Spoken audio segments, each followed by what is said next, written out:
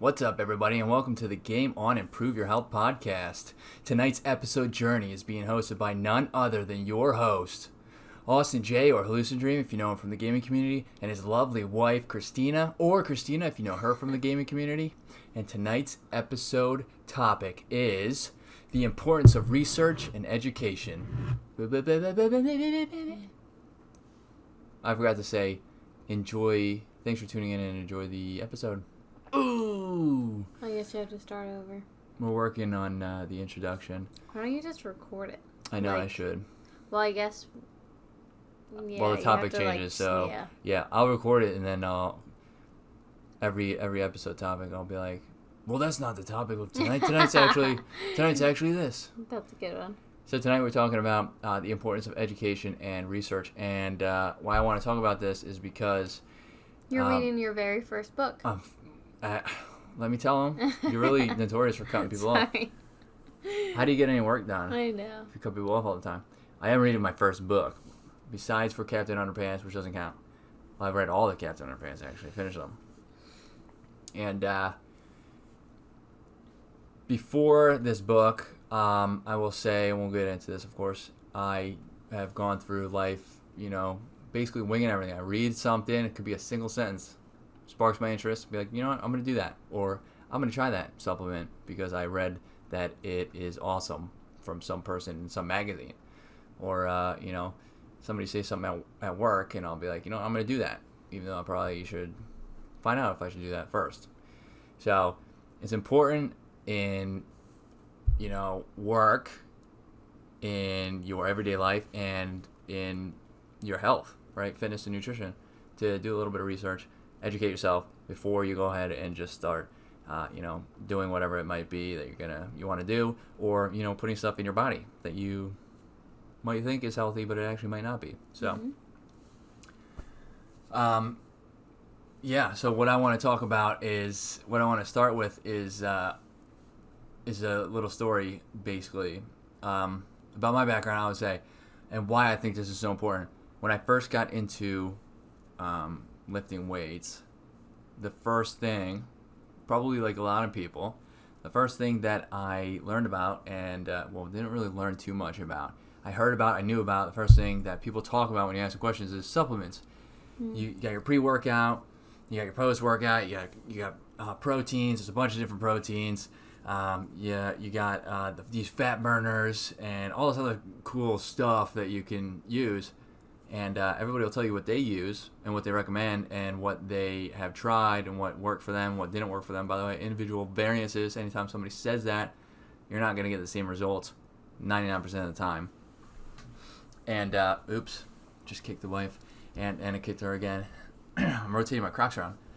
And my Crocs, let me slow that down. Yeah. Crocs, anybody from Crocs, if you're listening. If you're listening. Looking for a Croc sponsorship. Wink, wink. Anyways. No, he's not. Yes, I am.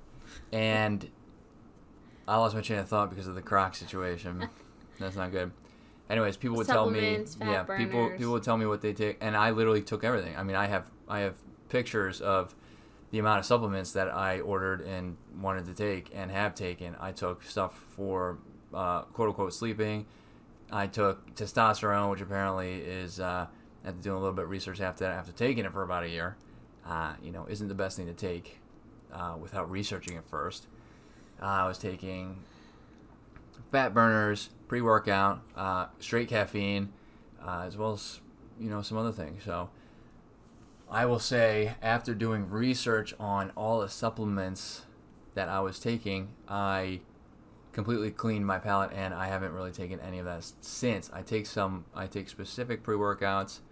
I take my supplements that are in the morning. I mean, I'm not going to go over all of them, but I think one episode you should. Well, I'm not going to go over them right now. Yeah. We're talking about the importance of research, education. Yes. But I will, and I'll probably go over them.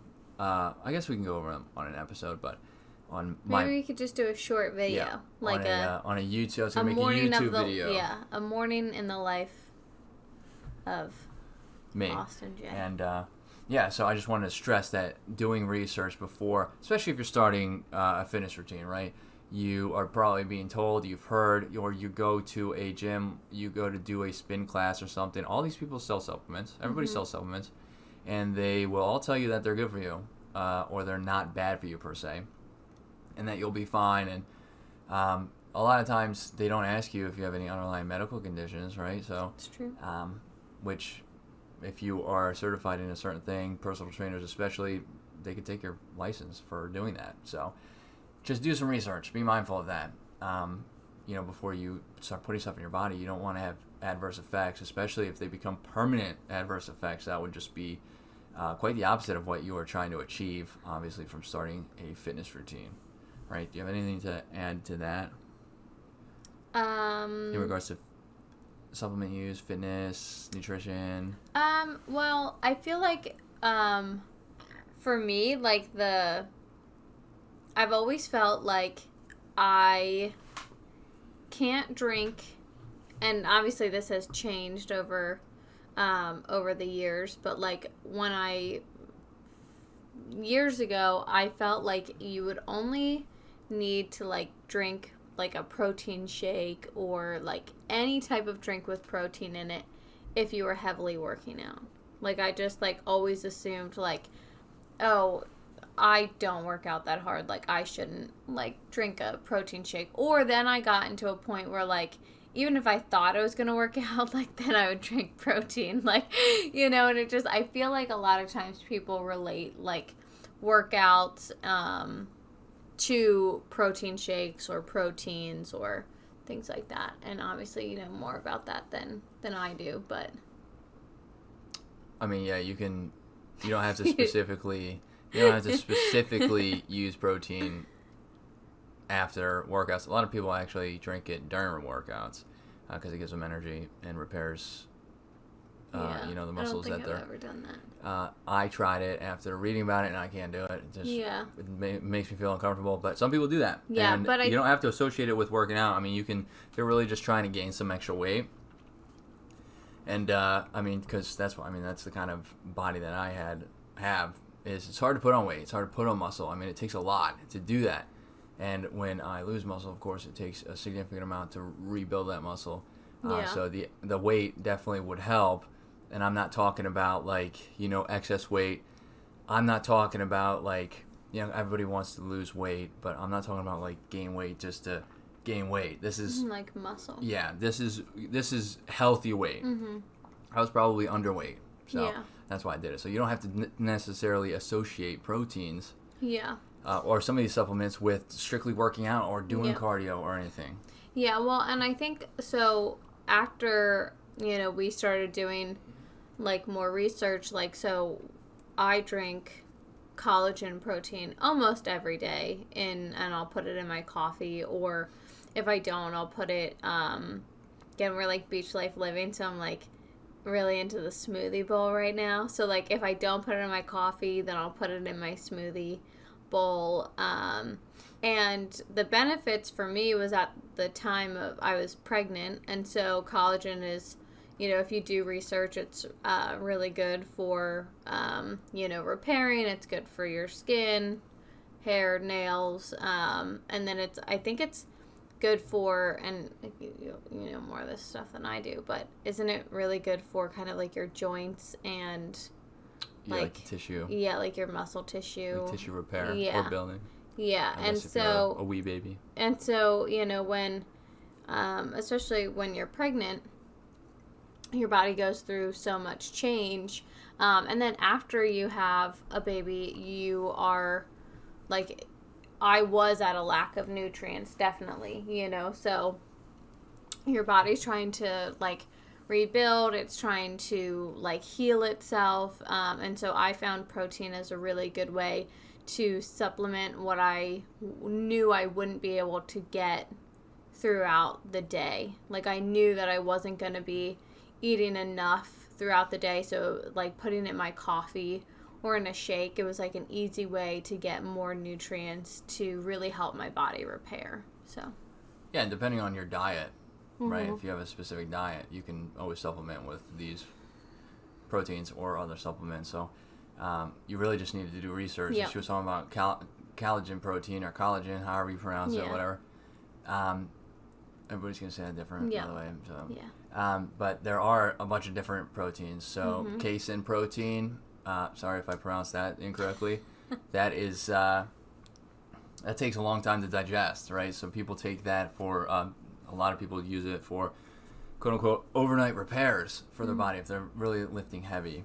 And then you got the whey protein, the isolates, which is higher in protein concentrate, protein percentage.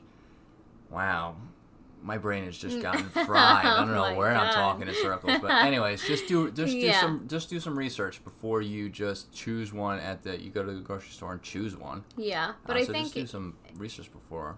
Yeah, but I think to highlight the importance of doing research is that I would have never started incorporating that into like my regular diet if I hadn't done the research about it, because I would have only continued to use protein when I deserved it. Like, and that was like, for me, I'm like, oh, I didn't work out enough to deserve a protein shake. Like, my body doesn't need it. Like, and so it definitely, doing the research helps understand the benefits of it for me, and not just linking it to working out. So yeah, I will say another very large supplement that a lot of people use, and it was hounded many years ago, is creatine. A lot of research in the past said that creatine was terrible for you and this and that, and you shouldn't take it. They were linking it with I think cardiovascular disease and heart disease and all this other stuff. That ended up being not true and debunked. And as a matter of fact, your body makes creatine, and you get it from red meats. So it's naturally occurring, and it's really not bad for you. Your body uses it quite a bit for a lot of different functions. Creatine is very powerful. I use it a majority of the time when I lift. As a matter of fact, I use it for pre and post workout when I lift. But one thing I was doing was I was taking it before and after running as well.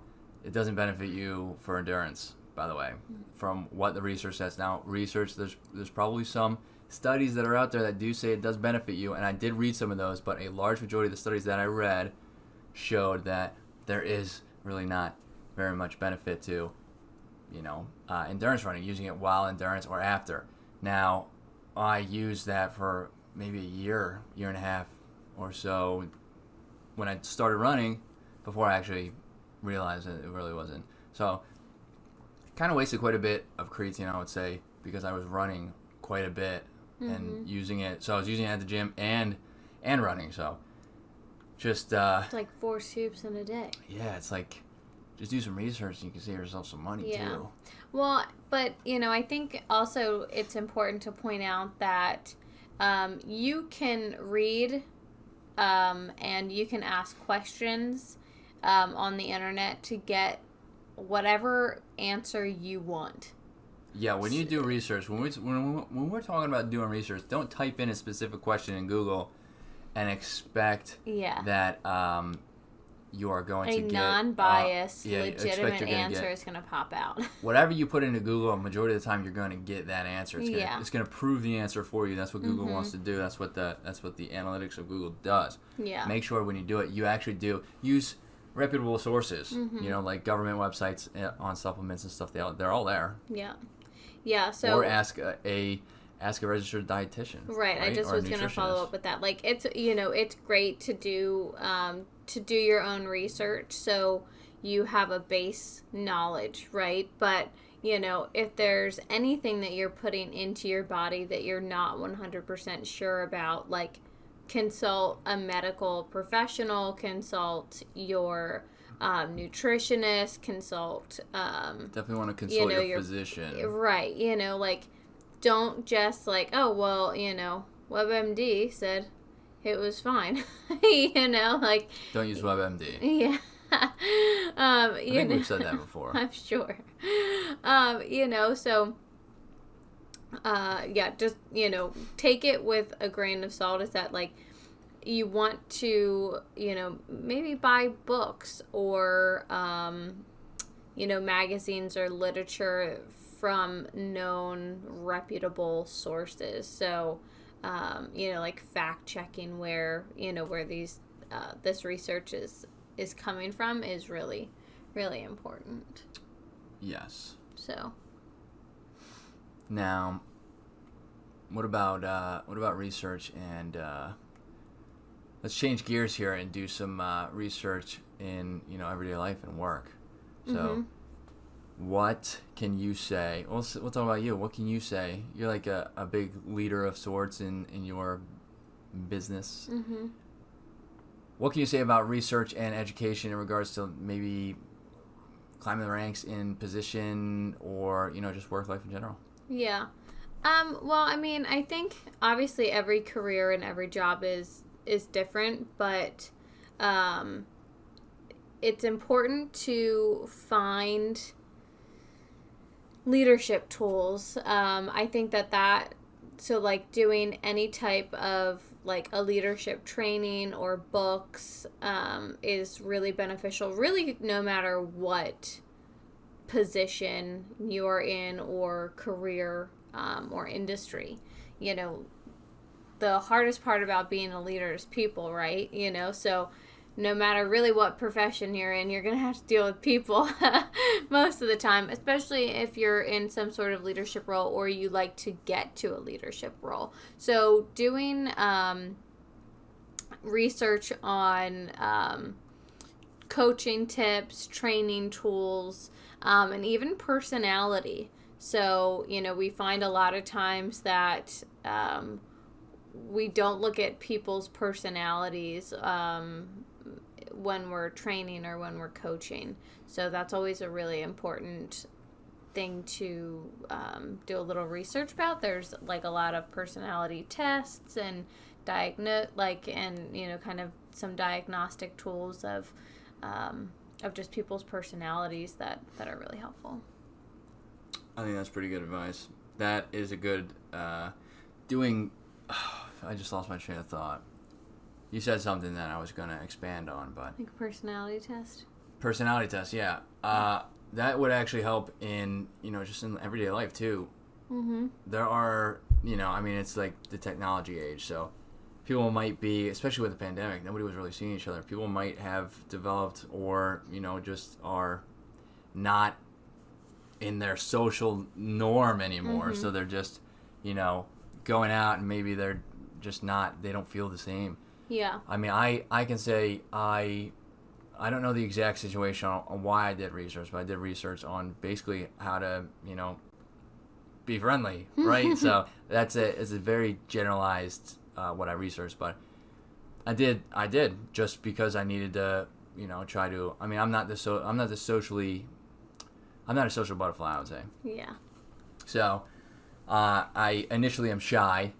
And, I did some research on, maybe ways to not be shy, what I could do, what other people have done, right? So you study other people and what they have done, and you obviously can apply that. It might not work for you, which makes sense. Yep. Everybody is different, but you can always try, right? And put that into use. And that doesn't just go for, social settings. It goes for a bunch of other stuff, right?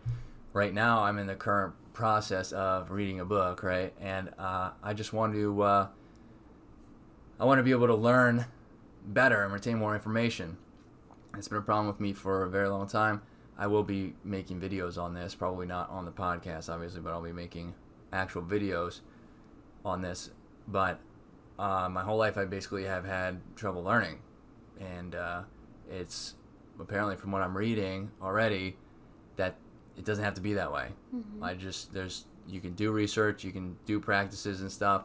After you figure out what you can do to help yourself, you can help yourself. And that goes not only for, learning, but everything, really. So, I mean, it's very powerful. Learning, research, and education is literally one of the most powerful tools you could possibly have for anything in the world, I think, personally. Yeah, well, and, I think that... to your point, like to learn, so like doing research on tips to help retain information, right? So I mean, like when we're in a meeting or we're talking to somebody, like, if they're not taking notes, like we just stop talking. So, like, things like that, like, because let's be real, like, we live in an age where, like, we get hit with so much in a 20-minute span now. You know, like, by the time you leave that meeting room, you're either on the phone with somebody, you're on your personal phone, you're scrolling through Instagram, you're answering an email because everything's coming to your cell phone. And so you've already forgotten everything that's just been talked about in the meeting. You know, so, like, we really encourage people to take notes. Like, I had somebody say, "Oh, I don't learn that way." So it's not about how you learn. It's I know you're gonna forget, so you're gonna write it down anyway. And so, well, when somebody says they don't learn that way, you're not learning. You don't learn that way because you don't do it. Right, you know? exactly. So if you started doing it and you realized you retain information better, yep, you would convert to learning that way, wouldn't you? Yep. Yeah, you know, and so, you know, but finding tips that work for you, like, I just took a course, and really a lot of it was about listening. And I thought I was a great listener until I went through this class. But I came out with some really functional tips and tricks to be a better listener. And it was only by, you know, being in a class and learning things that I wouldn't have learned in my everyday life. So research, just, you know, whether it's for health, wellness, or just your own personal growth. I think that everybody can always learn something. You know, we are constantly evolving. We are constantly learning. So it's important to learn how to be a better person. I think well-rounded, not just focusing on your health and wellness. So I completely agree, and it's funny that you say that you learned how to listen to that course, because at the same time, I was taking a course for my school. And it's a wellness coach course, which is what I'm becoming certified in. So that's probably the route I'm going to take, is wellness coach. It's a generalized. If you don't know, it's like generalized wellness, and, you know, mentality and all that stuff. It's great. It's very interesting stuff. But the main focus on this whole course was listening. It was actually listening. And just like Christina said, before I took that course, holy moly, I knew I wasn't a good listener. But before I took that course, it was like I had to take the course and I had to do live sessions with other classmates. And so I was training them, and I completely had to listen. Sorry for the alarm that just went off for some weird reason. I don't even know why that alarm would go off. That's strange. Weird. And now that I lost my train of thought because the alarm went off. And yeah, I would have to focus really hard at the beginning. Focus really hard, not to interrupt. And oh, how the tides have turned. Somebody can go back in the past couple of episodes and tell me how many times Christina has interrupted me over me interrupting her. Please, take count, take the episodes, and let's tally up the scoreboard. Well, can we say it's I interrupt to save you from rambling? I think that's what I do. Interruptions. If somebody wants to say something different, make the tally counts, and then also tally up how many times I was rambling, and she interrupted me to stop me from rambling, and then we'll just make a whole tally, and then we'll divide, and you know, like right now he's rambling, and then all this other stuff. So so research and education. I will stand by the education being one of the most powerful things you could possibly. I mean, I will never stop learning. Honestly, I'm very interested in learning. That's why I'm learning how to learn, because I want to learn all this stuff, and it's been difficult. So even though I want to learn all this stuff, and when I want to learn all this stuff and it's difficult, it makes it irritating, right? It's frustrating that I can't read as well as I want to. I'm not retaining the information. I have to read pages 6 different times. That's irritating to me. So if I want to learn, that's, you know, research and education. You just got to take notes. Take notes on your research. That's right. I don't take notes yet. I'm just going to admit that now, but I was never really a good researcher. Yeah, to begin take with, notes, make lists. You know, it helps. I make grocery lists. Have you ever, so I always equate taking notes to have you ever told somebody, like, hey, don't forget this, like, I'm going to need you to tell me this number in, like, 2 minutes. Like, 1, 2, 3, 4, 5. If I tell you that out loud, chances are I'm not going to need you to tell me the number in 2 minutes because I've already said it out loud multiple times. So, like, that's what I equate notes to.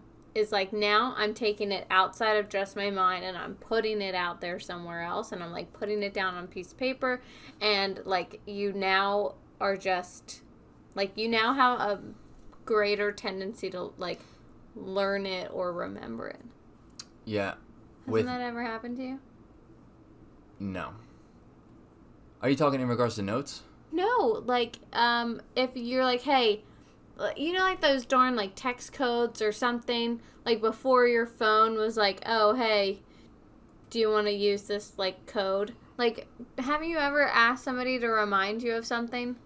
Or like something? No? No, but when I was in middle school, we did have to recite numbers 7 different times, phone numbers actually, because there's 7 numbers in a phone number. Mm-hmm. Well, it's actually 10, but we didn't do the area code. And 7 times saying it was really apparently the key to remembering it. So we had to say things if we needed to learn something. We said it 7 times, even if it was a whole paragraph. It was awful. Interesting. But yeah, like, haven't you ever said to somebody like, "Hey, remind me in 5 minutes to call my mom"? I probably did, and I forgot, and that person forgot, and everybody forgot. So I never called my mom. That happened. Yeah, it definitely happened. Guaranteed, 100%. Yeah, so I don't really know. Somebody else who's listening, tell me what Christina's trying to say, too, because I'm confused. I cannot be. Have you ever thought of a number and asked somebody about it? Hey, what number am I thinking of? Tell me it. No. I mean, like, if you've asked somebody to remind you of something or tell you something. I'm sure I have asked somebody to do that. Yeah. But I will tell you, 100% of the time, I never remembered. I asked that person specifically because I know. Did I tell you to remind me of something? And then, yeah, a couple days later, I'd be like, oh, damn, I was supposed to call my mom. And that guy didn't remind me. So rude. With that, we're probably going to end the episode. Mm-hmm. For those who are listening and are listening on the podcast platform and Twitch and YouTube, please give us that tally. That would be great. And we hope to see you guys next episode for our follow-up question and answer. If you have any questions, by all means, submit them on any of our social media. It'll be Wednesday, July 14th, 2021. Live on Twitch and YouTube at 9 p.m. Eastern. And we might not be live, but yeah, you get the point. All of the information is here on the left. You can see our website, our social media, if you're listening on the podcast platform. That's right. It's opposite. It's just opposite. I know. For us, not for you guys.